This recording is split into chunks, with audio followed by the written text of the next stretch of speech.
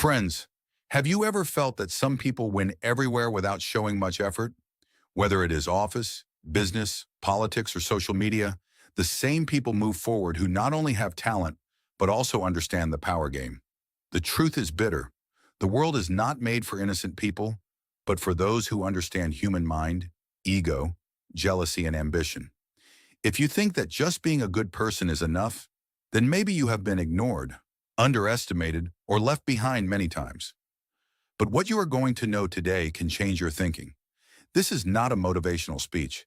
This is the dark side of reality which most people are afraid to believe. Today we will talk about the most dangerous and practical rules of power, which can make you a strategic player and not a naive player in any game. And the special thing is that it includes the law, which is considered the most ruthless. Crush your enemy totally. If you really want to understand how influence works, how people manipulate, and how to save yourself from these games, then watch this video till the end. Because from today, you will not see the world as before. Lesson 1. Never outshine the master. Has it ever happened that you have put in all your hard work and done some work, presentation, project, or business idea, and you thought that everyone will be impressed this time? But after the meeting, the atmosphere became a little strange. The boss smiled slightly, but it was not shining in his eyes. After a few days, you noticed that you started getting less important tasks. What was going on after the promotion suddenly cooled down. You thought, what did I do wrong? Should I tell the truth? Maybe you did very well. It sounds strange to hear this, but in the real world, just being good is not enough. The problem is not of talent. The problem is of psychology. When you shine in front of such a person who is in a power position, boss, senior, mentor, even father in family business, then often an invisible fear activates in them. They start thinking, can he replace me? And this thought makes an invisible wall for you. Why do we often make mistakes here? Because we are taught from childhood to do hard work, shine, be the best. But no one taught that social hierarchy is also a reality. There is a master in every system, and if he feels that you are snatching his spotlight, then the game can quietly turn against you. Now imagine a corporate office scene. There is an employee who is smart, creative. He has the solution to every problem. In the beginning, the boss is happy, but gradually the team starts praising that employee. Clients also want to talk to him directly. And this is where the subtle shift begins. The boss will not say anything openly, but the opportunities will start diverting. Have you ever noticed this pattern? The core idea of this law is simple. Never outshine the master. It does not mean to become average. It means awareness. If you are under a powerful person, then he should feel that his authority is safe. He should feel that you are supporting his vision, not a challenge. How do we apply this in real life? Suppose you give a brilliant idea in a meeting. Instead of saying, I figured this out, you can say, sir, I worked a little on the direction you gave. Suddenly the credit is shared. The boss will not feel threatened, but empowered. And guess what? In the long term, he will push you forward. This pattern is also seen in relationships. If you intellectually dominate your partner in every argument, slowly the ego starts getting hurt. Respect does not decrease. Comfort decreases. Power is not just in winning, it is in keeping a balance. So what is realization? Power is not a game, it is silent. People do not openly oppose, just make a subtle distance. If you are smart, then you will not only see your growth, you will also protect the other person's ego. Because when the master feels secure, that's when he lets you grow. And maybe the real question is victory where you shine the most or where you reach the top without insecuring anyone? The next rule will probably open this hidden balance more deeply. Law 2. Conceal your intentions. Have you ever come in excitement and told someone about your future plans? As soon as a new business idea came, immediately called a friend. Brother, I have a big plan. Or you were preparing for a promotion in the office and casually told, I have to become a manager this year. At that time, you must have felt that sharing is caring. But after a few days, the atmosphere suddenly changed. Some competition arose, someone started working subtly beyond the idea of AAP, or some people's behavior became cold. And you kept thinking, I just told honestly. This is where the confusion starts. Why do we reveal our intentions early? Because we need validation. We feel good when people say, Wow, what a plan. Ego gets a little energy, and maybe there is an insecurity from the inside that if you haven't shared it yet, how will people notice? But the real world is a little different. There is information power here, and the one who opens his cards first, he often becomes weak in the game. Assume a simple office situation. You are quietly learning extra skills, improving presentation, learning to handle clients. If you keep doing all this silently, then people will underestimate you. And when the right time comes, your result will speak for itself. But if you have already announced that I want to take a leadership role in the next quarter, then suddenly people's eyes are fixed on you. Some people will support you, but some can become silently obstacles. Have you ever felt that people become more critical after knowing your plan? The core idea of this rule is simple. Conceal your intentions. This does not mean being secretive or dishonest. It means being strategic. Not every thought is a public announcement. Not every goal should be a social media post. Because when people know where you are going, they will either take a shortcut and try to reach you first, or they will become a speed breaker on the way. Look at business. If an entrepreneur quietly develops a product, does market research silently, then the impact doubles on the day of launch. But the one who leaks the idea first, his surprise element ends. This is the pattern in relationships too. If you tell every small planning, every emotional move in advance, then the other person remains prepared. As soon as the mystery is over, the influence also decreases. We make mistakes because we think transparency is trust, but trust and strategy are two different things. In real life, smart people do not always reveal the full picture. They observe, choose the timing, and create a surprise with action. So how to apply? Next time when a big plan comes, ask yourself, is it necessary to share now, or is it just excitement? Take a little pause. Let the results come. Let actions speak louder than announcements. When people see the outcome, respect will be natural, not forced. And maybe the real power is that people think you are simple, but no one can understand, because the most dangerous thing in the world is not what is loud, but what is silent and waits for the right time. Law 3, always say less than necessary. Have you ever noticed that the person who speaks the most in a meeting is often the least powerful? In the beginning, he seems confident, energetic, but as he speaks, people start interrupting him, start ignoring him, and in the end, his words become light. And then another person comes, who speaks only 2 to 3 lines, and everyone listens quietly. Why does this happen? Maybe this has happened to you too. In a discussion, you spoke a little too much, explained every detail, cleared every logic, immediately answered every question. At that time, you revealed more than necessary. The other person understood your thinking, your strategy, even your weakness. And sometimes you said something unknowingly, which should not have been said. Why do we speak more? Because silence seems uncomfortable. We feel that if we keep quiet, people will think that we do not have knowledge. Ego says prove yourself, and insecurity says impress them. But this is where the subtle mistake happens. Power is often not in volume, but in restraint. Assume that a salary negotiation is going on. If you keep on justifying that I want this raise because, and I did this and that too, then the other person will calmly listen to all your reasoning and then find flaws in it.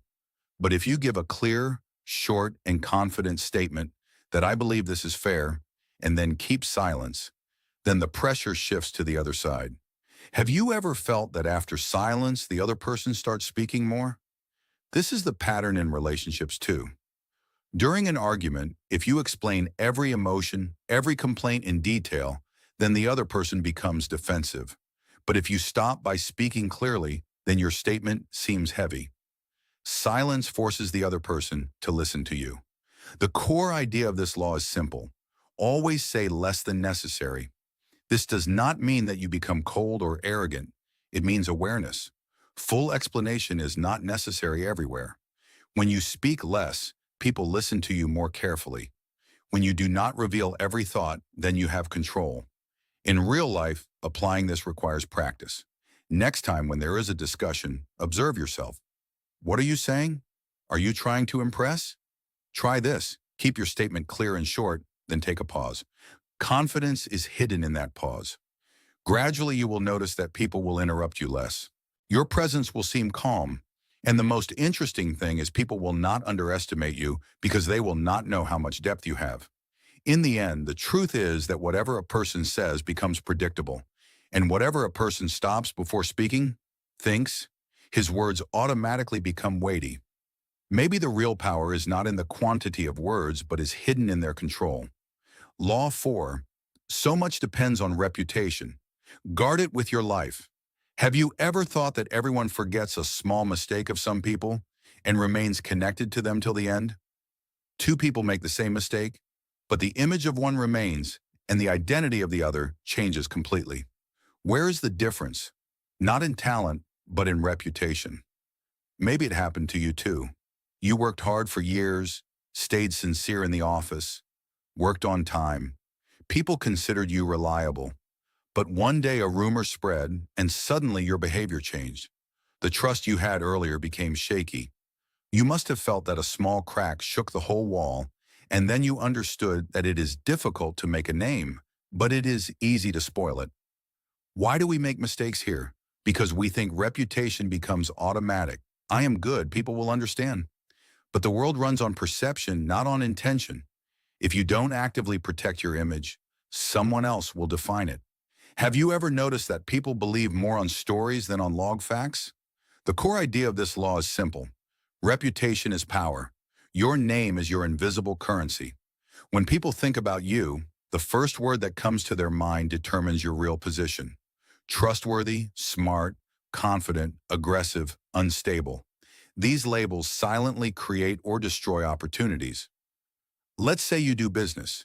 If your image in the market is that this person fulfills his commitment, then people will not hesitate to pay advance payment.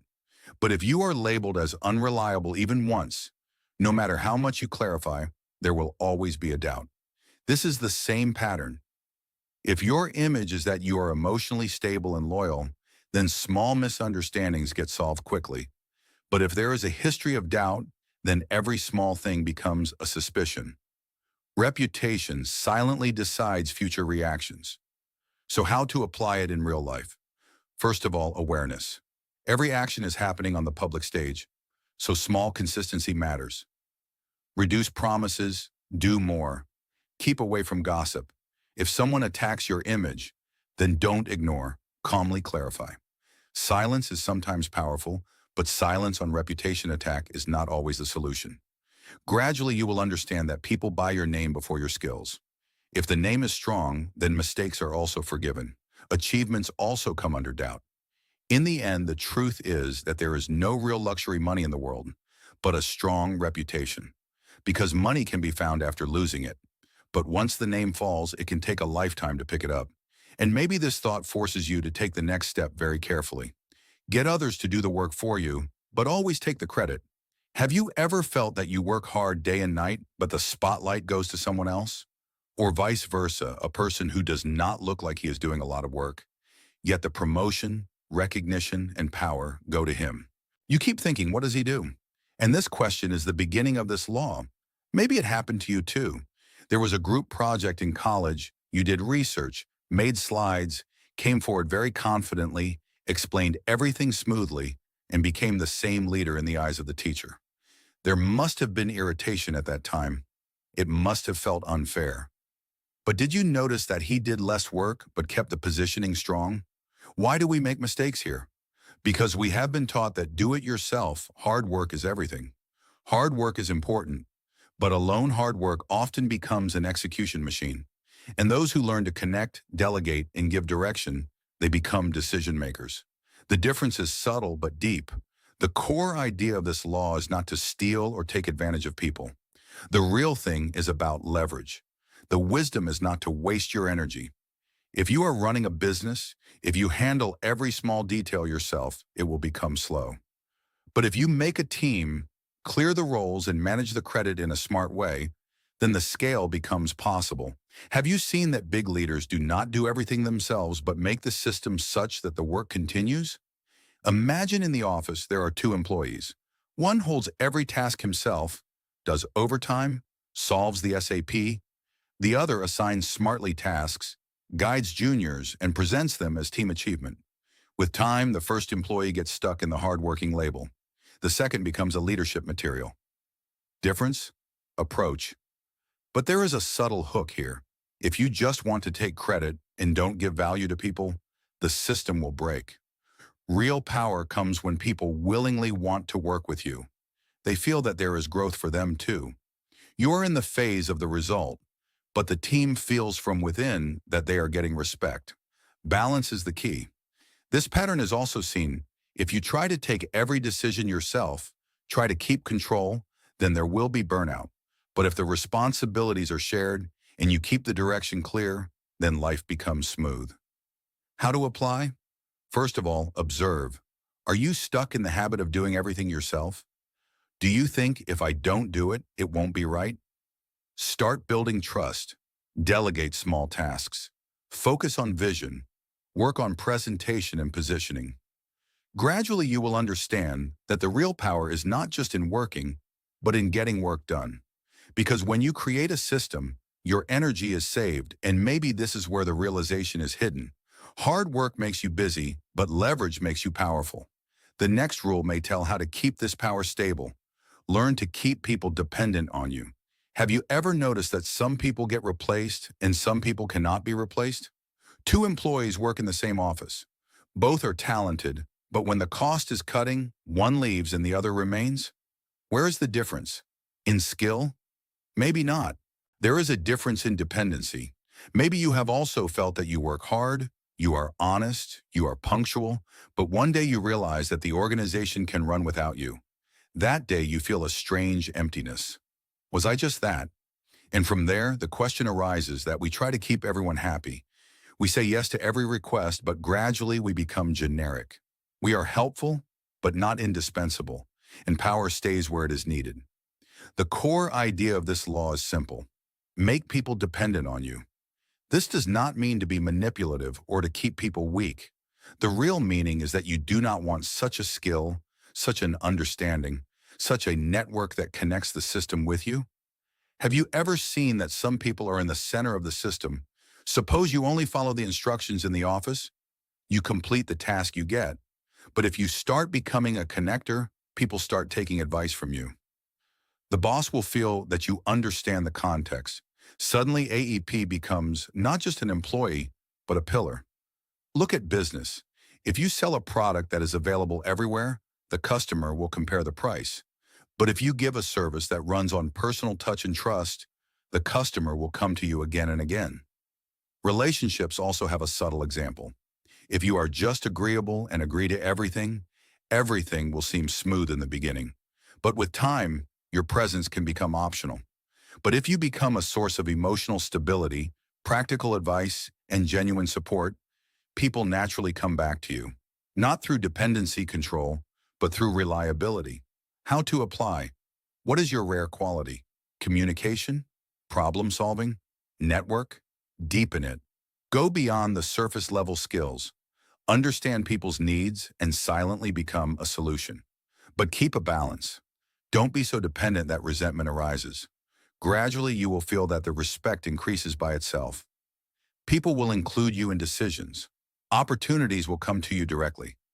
But most importantly, it won't be easy to replace you. Maybe the real security lies not in the job, not in the role, but in the invisible value that you create. When people think that it will be difficult without it, that's when the real power starts. And now the question is, what kind of value do you want to create? Law 7, crush your enemy. Totally. And after a few months, that same person stood in front of you again. You thought it was over, but deep inside it wasn't over. It was just stopped. And when you got the chance, it started again. At that time, you probably asked yourself, why didn't I clear it earlier? Most of us avoid confrontation. We think a little victory is enough. If in the argument we stay calm, if we go a little further in the competition, if we make a little distance from a toxic person, then the problem is solved. But in real life, half the fights don't give complete peace. They just take a pause. Perhaps you have also felt that some conflicts do not end with time. They change shape and come back. This is where this law begins. Crush your enemy, totally. This means don't leave any threat, conflict, or toxic pattern incomplete. If you leave it, it will grow as resentment, jealousy, or revenge.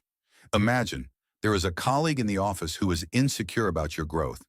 In the beginning, he makes small comments, subtle criticism. You ignore it, think, leave it, and then the person starts spreading rumors or creates obstacles in your projects. In the beginning, you did not set a clear boundary, so the issue matured. If you had calmly, firmly cleared the matter at that time, defined the roles, then perhaps the situation would not have escalated. Imagine in business, a competitor enters the market. You think you adopt a strategy, but that competitor silently improves. As long as you are serious, he has taken a strong position. Sometimes half the response becomes the cause of the entire loss. Relationships also have a subtle version. If a pattern is hurting again and again, disrespect, dishonesty, manipulation, and you ignore it every time, then the other person understands that the boundary is flexible. Respect does not last there. Crush means there is emotional clarity here. Either resolve it fully or walk away fully. Half attachment, half anger, this is the most dangerous state. Why do we make mistakes? Because we want to look good. We want to avoid conflict. We think kindness means softness, but sometimes clarity is kindness.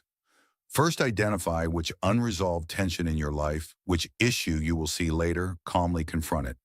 Clear communication, clear action, clear decision. If there is competition, make the strategy with full power. If the relationship is toxic, do not take half exit. Gradually, you will notice that when the issues are resolved, confidence is stable because you know that there is no incomplete story behind it. Maybe the real strength is not in being aggressive, but in being decisive because half fights always trouble you, and full clarity gives you the freedom. And now the question is, which fight in your life was the right one? I wanted to send a proposal, but I felt it was not perfect yet. I wanted to start a business, but I thought, let's do some more research. I wanted to tell someone what's in my heart, but I thought, let's wait for the right timing, and then someone else took the same opportunity. There must have been a voice inside me that day. I wish I had done it. Confusion. It's not about what to do. Confusion is what if something goes wrong? The fear of failure, the fear of rejection, the fear of judgment make us slow, and the world does not wait for slow people. Have you noticed that bold laws are not perfect but are visible? This is the essence of this law, interaction with boldness. Boldness does not mean being reckless. It means taking a step despite the doubt, because confidence comes after action. Not before. Suppose a new project is announced. Everyone is discussing, analyzing, calculating the risk. There is a person who raises his hand and says, I'll take this. He doesn't know how everything will go. He doesn't know the difference. He is in speed. This is the pattern in business. Two people think of the same idea. One thinks logo design should be perfect. Website should be flawless. SAB should be ready to launch a tab. The other takes the imperfect version and gets into the market, learns from market feedback and adjusts. He wins because he took the first step fast. Hesitation also harms relationships. If you don't keep your boundaries clear, the other person assumes everything is fine. If you feel appreciation but don't speak, the connection can be weak. Boldness is sometimes simple honesty. Why do we make mistakes? Because we are taught to be safe. There is a risk to lose opportunity. Bold action creates energy. Hesitation drains energy. How to apply? Next time when you make a decision,